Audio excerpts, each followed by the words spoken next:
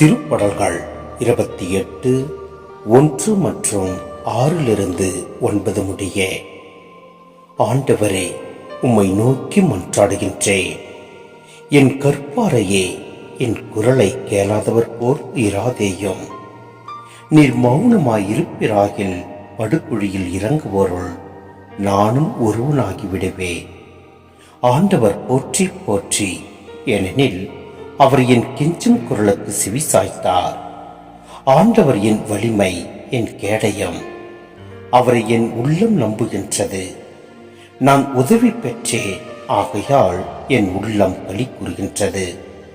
நான் இன்னிசை பாடி அவருக்கு நன்றி கூறுவேன்.